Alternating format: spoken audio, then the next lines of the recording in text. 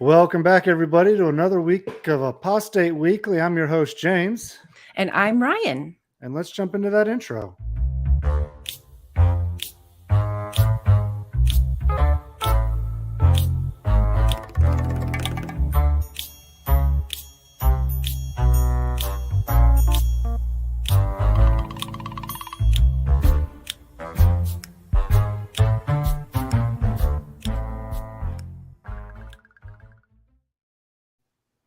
All right, we're back at it again, giving you your weekly injection of spilling the religious tea on religions and cults all over the world. And this week we got some stuff about JW elders. We got the JWs in New Zealand coming at you. And we got some legislation that's been proposed that I think would be excellent if we could get this passed in all the school systems all over. So Ooh, we do tell. got an exciting show here for you this morning. Awesome. Love that. Yeah, I've got a few stories myself. Some probably have already heard them since it was a pretty big deal with a JW elder committing a horrific offense against a child. But yeah, you all did a live stream on your channel and the Apostate Coalition channel. What was it, Saturday? I think it was. Was it Saturday? Saturday or Sunday? Yeah, Yeah, it was this past holiday weekend. We decided to just hook up and chat about it just to see how everyone was doing, because it's upsetting. It's frustrating. You can see yourself in that position, that something like that could happen to you, could happen to a family member. So it was a good chat. And sadly, with the amount of instances of this happening, of children getting abused in these congregations, you're bound to know somebody who it's happened to, and hopefully it wasn't you.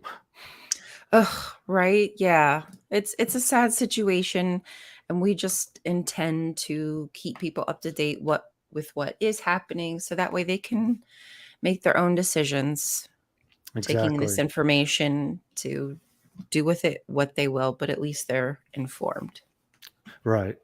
So let me go ahead and we'll To the start best off. of our ability. We're not professionals here, but we're doing our best. As you Morning, cut Mom. right in and cut me off. I see how that is. Morning, Mom.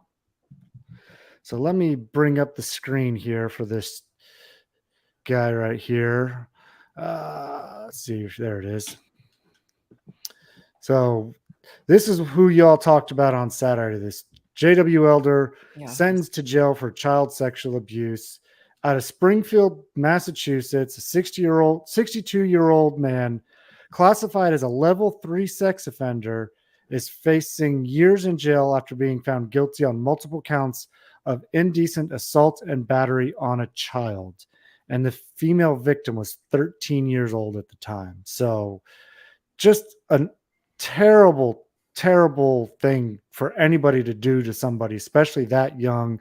They're coming of age, and you're just ruining that person for life, really. Yeah, absolutely changing that person's life trajectory. And I'm so thankful that they came forward.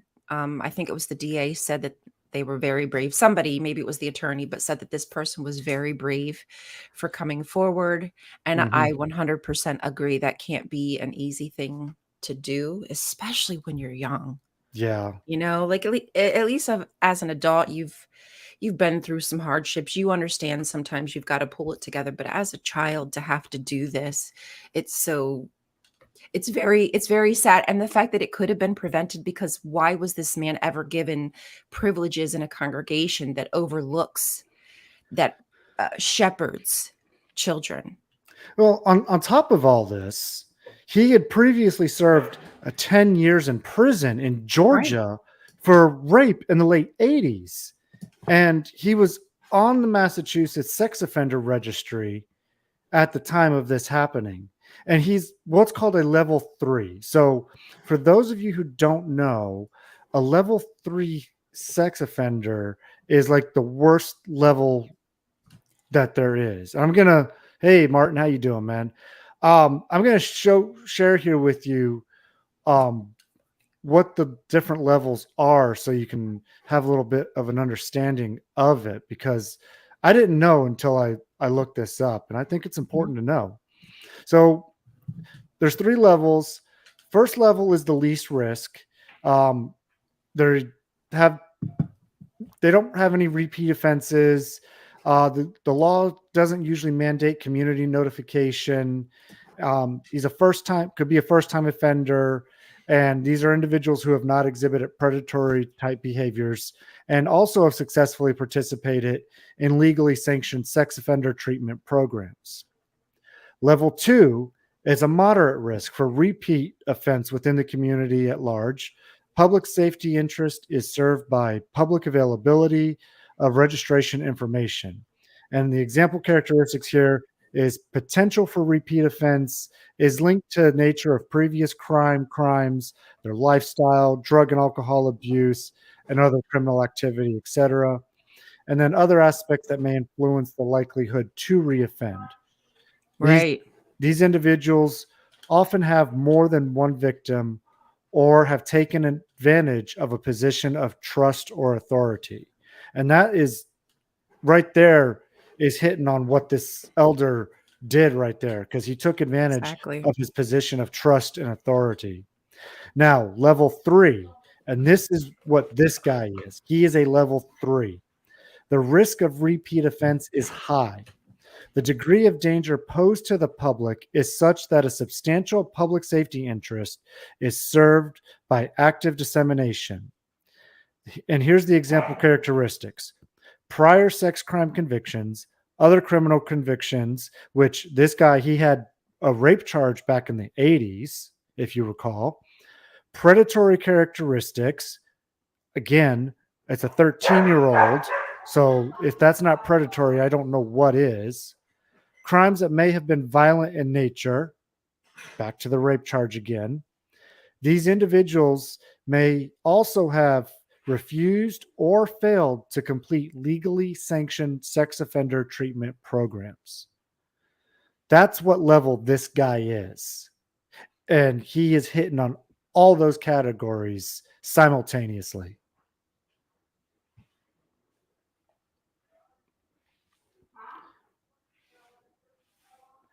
Ryan, I can't hear you.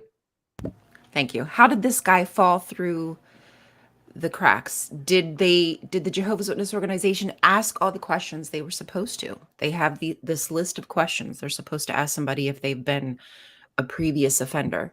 Did they do all the required checks and balances? I don't know the answer to that, but had they done everything that they should have done, this man never would have been given that position. And even if they knew about it, it's even worse if they knew about it and still put him in that position. Oh my gosh. I That mean, is my fear, is they went through those questions and were like, oh, he's repentant, because I could see that happening. exactly. Their elders manual states that if somebody commits a gross sin, especially like an elder, and they haven't done it for a certain period of time and they're looked upon as being, an example in the Repentant. congregation, still Yeah. repentant and all those things, then they can, remain in their position. And I'm wondering if this guy, if that those things were applied to him. And yes, look at the trees. I love that comment right there. This is not where children are Exactly. getting harmed. Children are not getting harmed at drag shows. They're going to church where they feel safe, where they're getting groomed. That's the Exactly. difference. That's the grooming that's happening, not at a drag show, not at entertainment. This is like the deep spiritual stuff, the interconnectivity of you to the divine, a gateway to the divine. They just come right in and nope, you can't. Oh, you can't reach God. Ha ha ha ha. Got to go through me. Yeah. It's really kind of funny, and you got to but go it's through what's not. under my skirt to get there too. Hey, I mean, the thing is that when you give men like this, people like this, and it's not just men. I understand it's not just men, but in the Jehovah's Witness organization, more than likely it's somebody with a position of power, but they give it freely. And we as Jehovah's Witnesses are just meant to respect that person. You have to trust that person. And you think that what they're doing benefits you, like your spirituality. And if you don't do it, there's a lot of guilt tripping, there's a lot of shaming. You could even get in trouble if you didn't listen to an elder's words of encouragement, or he's trying to guide you with something. And people are just unaware of what's happening in their own midst because everybody's a sheep. Everybody's a sheep. And the other thing that makes this even worse is that they send these people out in the communities to knock on doors. The worst part, I think. And I think you that's don't know who's behind that infuriating. door. You could have children behind that door, and this predator just found his next victim because he's out knocking on doors. Yep. So, scum of the earth thing to do to any community is let these people out knocking on your doors. Could you imagine if your neighbors truly knew that could happen, that a sex offender could get a high position inside of an organization, and then that man could be coming to your door, your child answering that door, and you might say, hey, you know what? I've been thinking about studying the Bible. Wow, this must be kismet. God sent somebody to my door. Let me welcome this man, this stranger, into my house. And that goes with anything. I get that. Yep. That goes with anything. But again, when somebody comes in a suit with kind words, with a big smile, with promises of everlasting life, you tend to let your guard down and think, oh, wow, maybe this is God talking to me. Run. That is not the case. It is not God. No, not at all. Yeah, it is. It's blind trust and obedience. Very much so. So what do you got for us? Okay, so I don't know if anybody has heard this story. I just heard it myself, but there was an arson, because we've been talking about the violence that seems to be in an uptick surrounding the Jehovah's Witnesses congregations. Like, people seem to be attacking their congregations. And again, I don't advocate for that, but I wonder, like, what is happening that this is consistently happening, that somebody would want to go to a kingdom hall, like the most boring place. It really is the most boring place on earth. So the arson is being sought by authorities in Pima County, Arizona. This was last month. The fire was deliberately set on June 21st. Now, surveillance did capture the suspect, but as far as I know, I couldn't find any more updated information. I don't know that they've found the person or even found the reason for the arson. But again, JWs are the target. For what reason? I don't know. It's sad. There we go. There's a picture of the arsonist. Don't know that that's going to help anybody. I just feel like this is a increasing trend, like the targeting of religious buildings. It's not just limited to the Jehovah's Witnesses either. We see it with other places. I think that part of it is they're intolerant. I think they're making people angry. I'm not saying it's right, but these cults are intolerant to everybody. You have to fit a specific bill to fit in.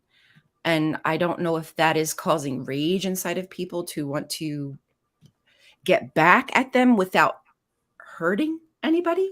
And again, somebody really could get hurt, so you should never do this kind of thing. But maybe in their mind, they're like, how can I do something that's going to cause a ruckus but not hurt physically hurt a person? I have no idea. I should stop trying to get into the mind of a criminal. Well, I mean, it's hard to, because they might have had something happen to them in that place. That's what we don't know. That is so traumatic that they feel their only way to get back or get justice is to do this kind of act. And, again, here at Apostate Weekly, we do not condone that kind of behavior. We want people to use the justice system, use the laws That's what I would of prefer. the land to get your justice the right way and not put anybody in harm's way for it. That's the method that I would prefer. I feel like it goes down better. I understand that sometimes people might think that, and then for whatever reason, all of a sudden maybe something comes back to them, a memory comes back to them, and they're living it again. I don't want to get into the mind of these people, but I just don't think that this is the solution to the problem. I do think that if we focused our energies to the government, to continuously contacting our representatives, there is a possibility that with our force behind it, we can make changes happen. This kind of, in a way, is distracting, I think, but maybe in some circumstances, it's sending a message to the higher ups that, like, oh, hey, maybe we do need to make some. I don't freaking know. I don't know. And that actually kind of leads me a little bit into the next story, even though it's in a way completely different. It still leads me into it because when you have a religion that is trying to control the narrative of everything and trying to not let out that they have a problem with abuses within their ranks and everything, it does create people like this. It inevitably it does. And Yeah. you know, going back to New Zealand, I think we've talked about this before, but they've been fighting scrutiny from the National Inquiry into the historical abuse of children for 3 years right now. And the church has accused the commission, or the Jehovah's Witness organization has accused the Royal Commission of willfully miscasting its religion and ignoring evidence showing why it should be excluded from the inquiry. Now, we have plenty of historical cases to show why they should be included. Let's talk about the Australian Royal Commission. Oh my gosh. Their sister country. You know, that alone is why they're probably in part of this being called to this commission in New Zealand, is because of the Australian one. It's got to be part of it. Every country's looking at each other going like, oh wait, you've got something going on with the JWs as well. Yeah. And I know that every country, especially like Australia, New Zealand, has this little thing they call the internet, and they can search up the Jehovah's Witnesses and see what's going on with them. And they can find the cases in Pennsylvania and California and all the other ICSA hearings and all that, and be like, these guys seem to have a really big problem with it. This is plenty of evidence to bring them in and, investigate into them, unlike what they're trying to tell us how they should be left alone. Yeah. Leave us alone. And that'll do it.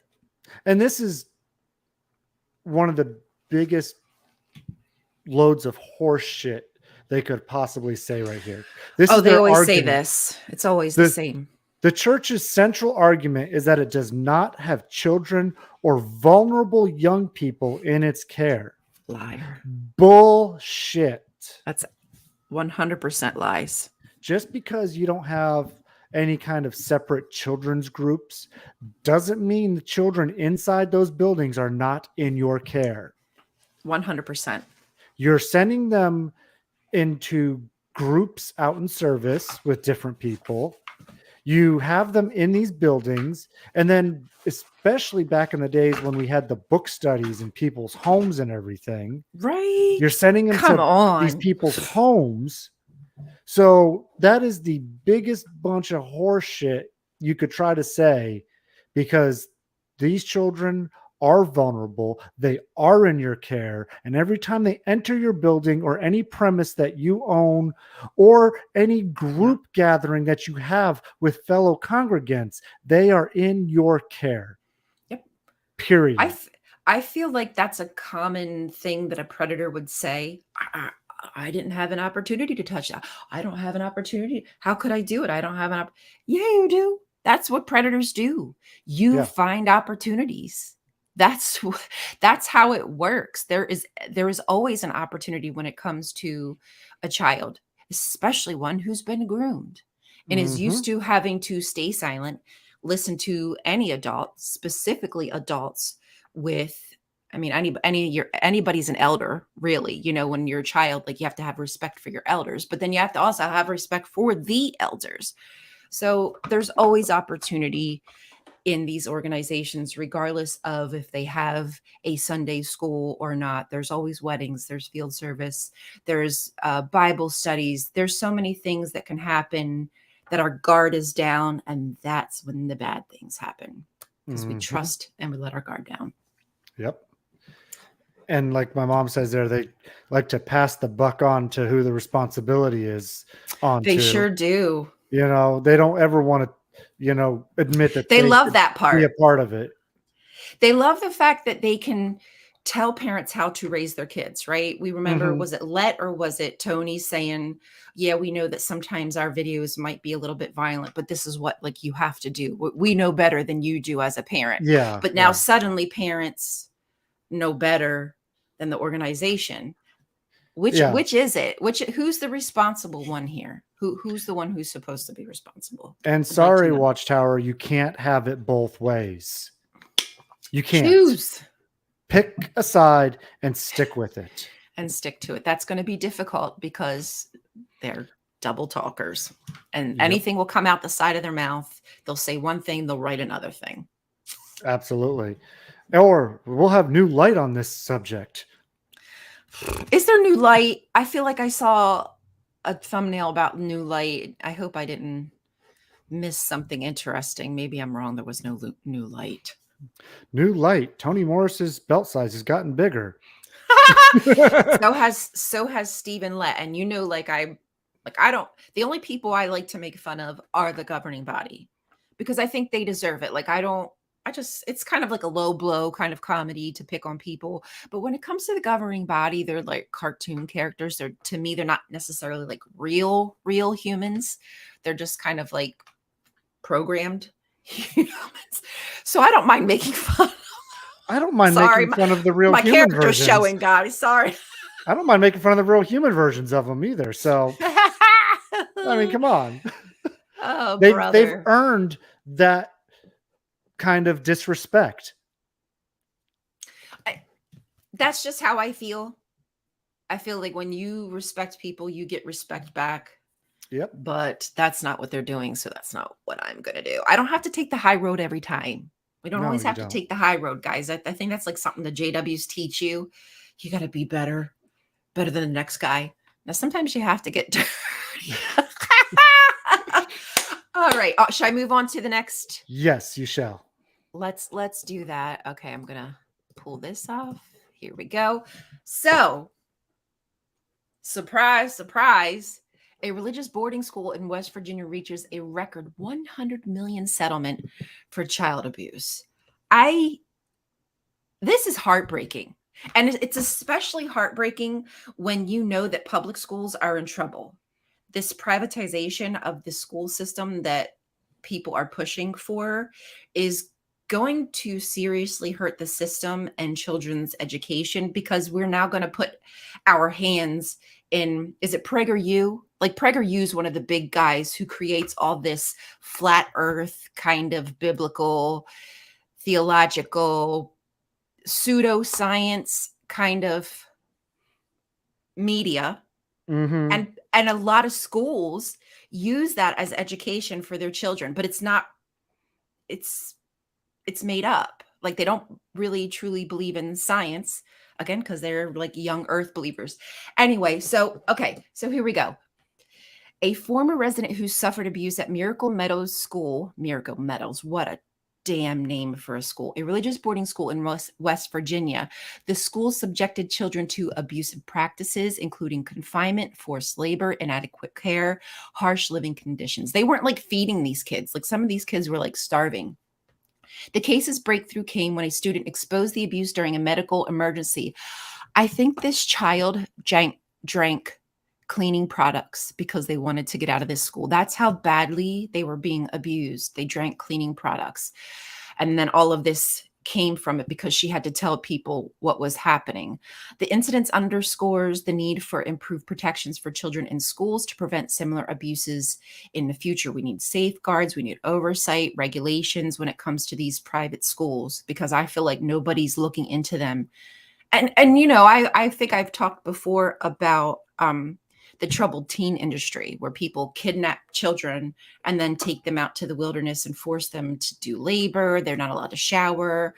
Sometimes they can only eat what they find, and sometimes they're not really finding much out in like these desert areas or in these wooded areas.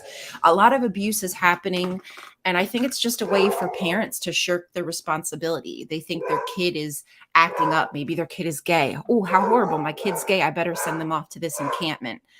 It's I feel so sad for children who have to live like this because their parents just don't want to parent. So my question is for this kind of a school though.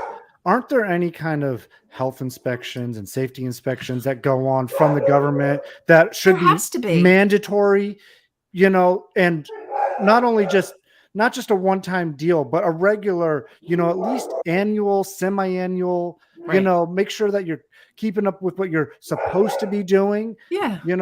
I mean, and if those were happening, you should see that they have this other crap going on in there and get them shut down. That's why I don't. Where is the oversight? Was Yeah. there? Yeah. That's what I'm not under, because I would think that there would be these kinds of protections, like policies, procedures, checks and balances to make sure like everybody's on the up and up. They do it with schools, other schools. So why Yeah. wouldn't you do it with a private school? But maybe that's part of the problem. Maybe when it's privatized, maybe there's more loopholes that we just don't Well, not only understand. not only privatized, but religious as well.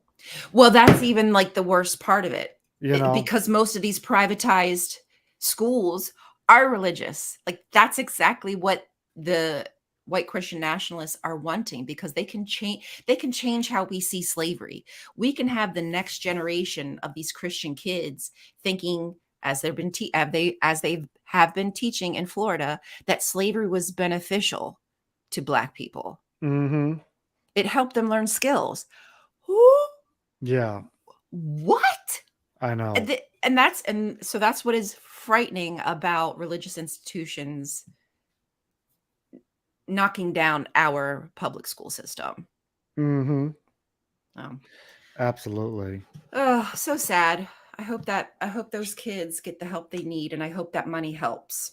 And I also feel like these organized religions should have to have some kind of fund for the people who are harmed, so they can get help when they come out. Even if it's just therapy, I think they legally should have to have therapy systems for people when they leave. They should, but Rehabilitation of some sort, some kind of therapy. alrighty then. So, gonna go ahead and move on here. This Okey-doke. one's actually a better story and happier news to report. Yay, So, good news. We have good news for once. good news, yes. That's I know, right? surprising. It's That's amazing. shocking. So, in this next story here, we have proposed legislation that would require child sexual abuse prevention being taught in schools. And what they're calling this is Aaron's Law. And basically, it's a program that they want to get instituted into schools as a not just a like a reactionary, but a preventative measure to help kids recognize when they're being abused, what abuse is, Yeah. How would you know if you're not taught? the warning signs of it and how to speak up if they're being abused as well. And this is actually in several states already. It's in Wisconsin and some of the surrounding states around it. And they're trying to get this push to be put in all 50 states, basically. That's And this is just absolutely good for so many reasons, but the problem is though, like this part right here in Ohio, it didn't get passed without a fight. Why are we fighting against this kind of legislation is what I want to know. I'd love to know. Read this next sentence. The Center for Christian Virtue disagreed with parts of the law. Are you fucking kidding me? I'm sorry. The Center for Christian Virtue. including that preventative education could start before middle school. So you're telling me, as a Christian virtue, you It's don't want your bad. kids to learn about what abuse is, how to detect it, and how to stand up and report it when it happens to them. Is that what you're telling me? Yeah. That's what I'm hearing. Yeah. They want, again, it's all to groom children. Exactly. It's to groom vulnerable populations in this in other countries, but in this country, that is what they want. They do not want people to recognize when they've been abused. I think, to me, I think that's what Christians consider woke. Yeah. When we talk about like being woke, Christians consider being woke being educated. Like, we shouldn't know about slavery. We shouldn't know about protecting our children. We need to be blind. We need to pretend our enemy is something that we can't see because it's the devil, when literally it's the elder, it's the preacher, it's the pastor in your congregation. It's not trans people. Surprise, Exactly. surprise. Oh, good evening, Christine. It's 10:30. Wow. Yeah. And I think this Good is day. a good um, quote here from this person named Petrie. He says, reporting is just one piece. I think we need to look at what happens when a person comes forward. Are they believed? Are they demonized? Are they blamed for what's happening? Child victims who do come forward often report their abuse to educators. So that's why this needs to be in schools.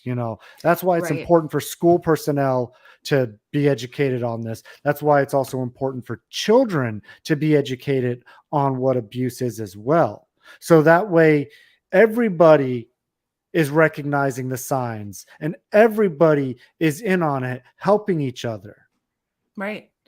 So we've talked a lot about mandated reporters, right? We've had this conversation on the uh, privilege, like having a privileged conversation with your pastor. And if you were to commit some kind of crime and you told your pastor, your elder, your leader in your organization, they don't have to tell anybody. There's a privilege there.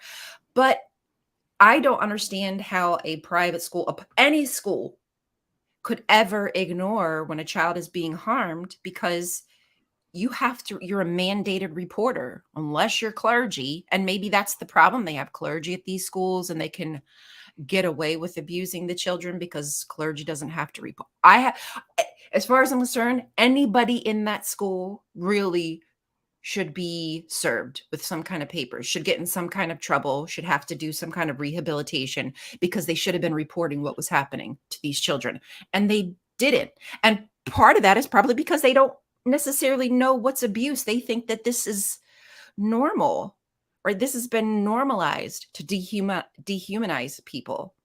That's Well, normal treatment. the only thing I can tell you for sure is my state, because my wife is a teacher, and Mm, teachers in this state are mandated reporters, right. it, at least in public schools. Okay. I don't know beyond Yeah. that. I Now, would think it's everybody. if you're a teacher in a public school and you are religious, you are still a mandated reporter. So that's at least something. I don't know beyond that though. So I'm just a little confused as to how that can go on for so long. I guess it's because people are just criminals and they do bad things. But that school was around for a really long time. There's other schools, again, troubled teen industry, kids being kidnapped, but that's okay. Make that make sense.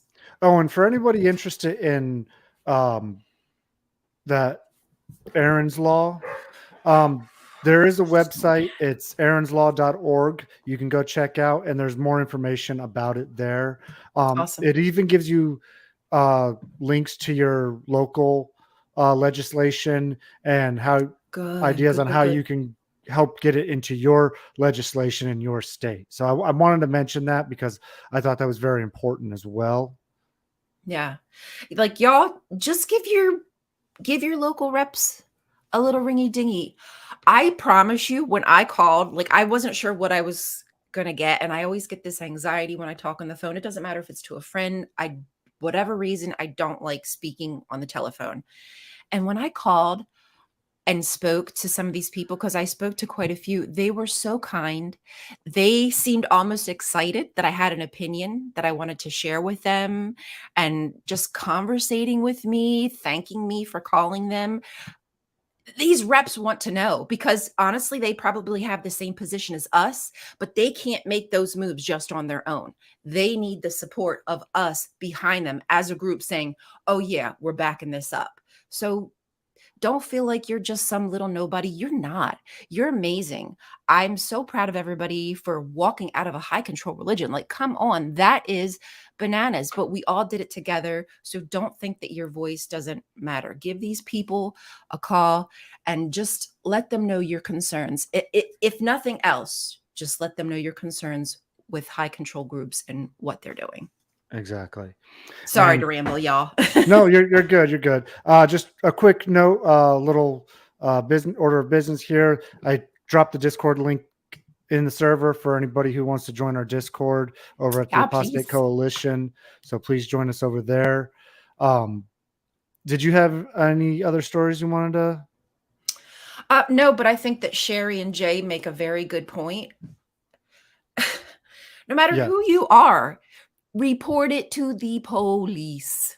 Yeah. Don't go ask sister so and so. Don't go ask brother Yadaboo.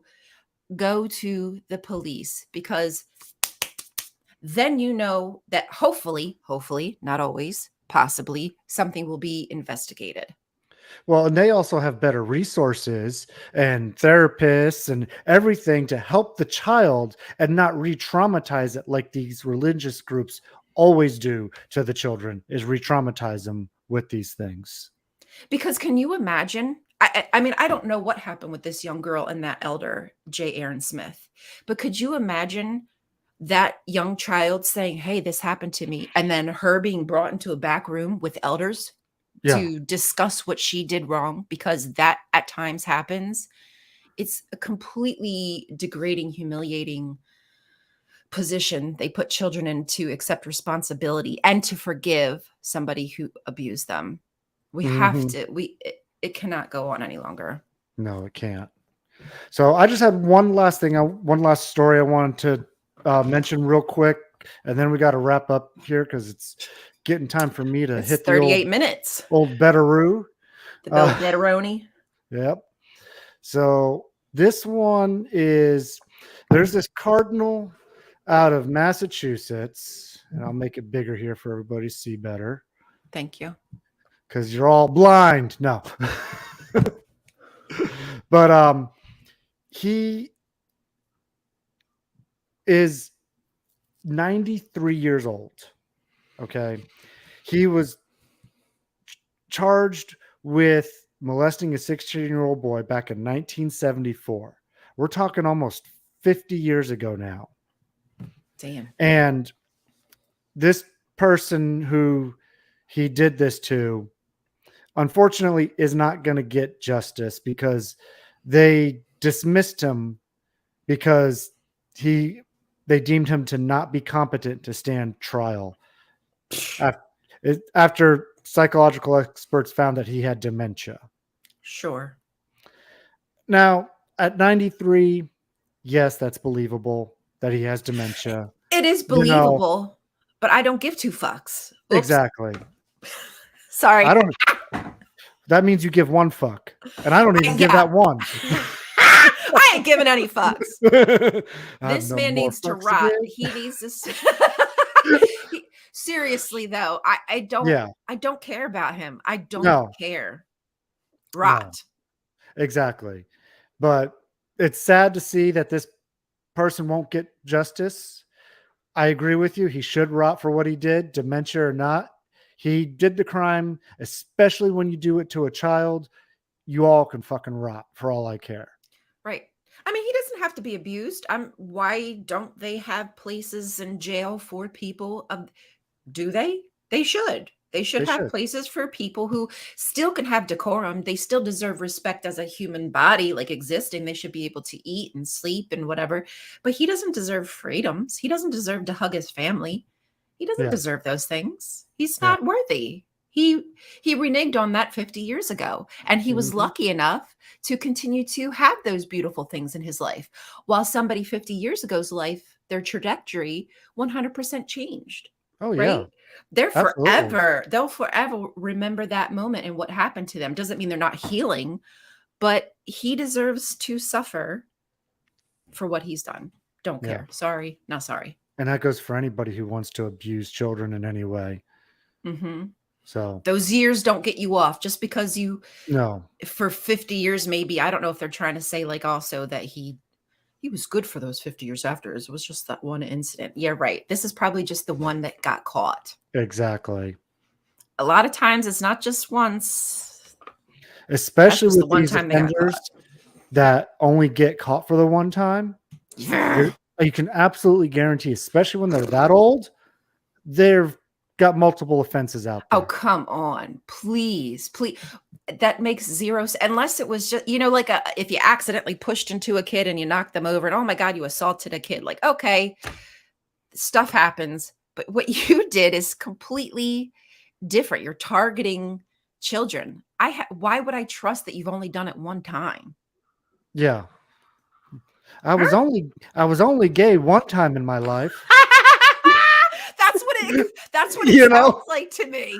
That to me is Exactly. exactly how logical that thought process sounds. So So, anyways, good story, good story. Sad, but it's good to know what these guys are up to. with that being said, we're going to go ahead and wrap up this week's episode.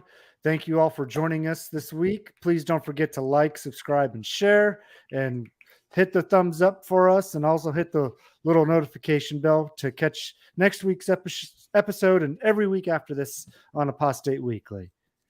That's right. We'll be here every Wednesday at 8 a.m. bringing you the culty deliciousness. And cussing out and everything, and telling Getting you, angry, punching the sky. don't worry, Stuart. You missed the live part, but you can go back and watch it again. So it's all good, brother. Just pretend we're talking to you. This is your show now. That's right. It's just for you, Stuart. Just for you, Stuart. Stuart. Stuart. Oh, it's Rosh Hashanah. Have a blessed Rosh Hashanah, y'all. That's What right. is I Rosh forgot. Hashanah? Rosh Hashanah, isn't that? It's a festival of sorts, isn't it? Sherry probably knows more than me. But yes, thank Yep. you. We appreciate you coming, guys. Yep. We appreciate the likes, the support. We know that we're only here because you guys keep pushing the content, and it means a lot. I see it. Like I don't always thank y'all, but I see the work that you do with the shares, the likes, the comments. Yep. It really does help. It helps bring It other really people does. here. Thank you so much. And thank you to all of our new subscribers that we've had over the last couple of weeks. So it's the head of the new year according to the Hebrew calendar. Okay, cool. Dope. Awesome. Thank you for that. Thank you. Well, with that being said, everybody have a wonderful week. Apostate your way, and we will see you next week. Listen, obey, be blessed. Keep your eyes on that prize. What prize is that? Everlasting life.